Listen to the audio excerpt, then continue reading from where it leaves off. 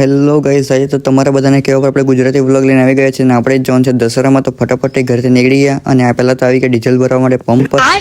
અહીંથી ડીઝલ વગેરે ભરાઈ લીધું ને આપણે જોન છે માણસોને લેવા તો ફટાફટ નીકળી જાય. એ લોકોને લેવા માટે એ લોકો આપણી રાહ જોતા હતા તો ફટાફટ એ લોકો ગાડીમાં બેસી ગયા અને આપણે નીકળી ગયા આંબલિયા ડુંગર જવા માટે. તો ફટાફટ નીકળી જઈએ અને આવી ગયો નેર પર.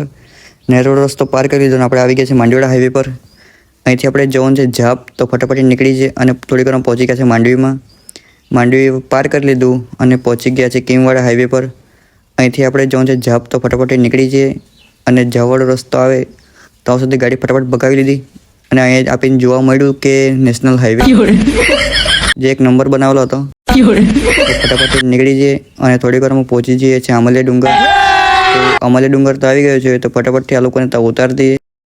ઉતારવા માટે આ લોકોને નજીક જવું પડશે તો ફટાફટ અંદર ગાડી લઈ લીધી. પછી તો પાર્કિંગ ફૂલ થઈ જશે એટલે પહેલાં આ લોકોને ઉતારી દીધા અને ગાડી મૂકવા હું નીકળી ગયો પાર્કિંગમાં. અહીં ગાડી મૂકી દીધી અને પાર્કિંગના 100 રૂપિયા ચાર્જ આપી દીધો છે. પછી આપણે નીકળી ગયા દાદાથી ફરવા માટે. તો આપણે બે ભાઈબંધ મળી ગયા, જેનિસ ને અવિભાઈ. તો એ લોકો નીકળી ગયા આપણે ફરવા માટે. તો ચલો જઈએ. અહીંથી ઉપર ચડવા માટે નીકળી ગયા તો જેનિસભાઈને 5 પગથિયાં ચડતા હટાવી ગયા. તો ફટાફટ નીકળી જઈએ ઉપર જવા માટે. થોડીક વારમાં આપણે ઉપર પહોંચી ગયા અને આપણે જોવા મળી ગઈ કેરી. તો આપણે કેરી ખાઈ લીધી અને અહીંનો નજારો તો એક નંબર હતો. નજારો વગેરે જોઈ લીધો અને આપણને થાક લાગી ગયો તો આપણે અહીં બેસી ગયા બાકડા પર કેમ કે પવન મસ્ત આવતો હતો અહીંથી. આ ભાઈનો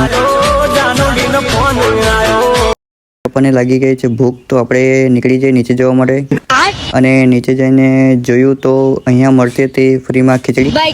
તો સેવામાં મળતી હતી ખીચડી તો આપણે ખાઈ લીધી અને આપણા માણસો બી આવી ગયા તો એ લોકોને બેહાડીને પાછા આપણે નીકળી ગયા ઘરે જવા માટે.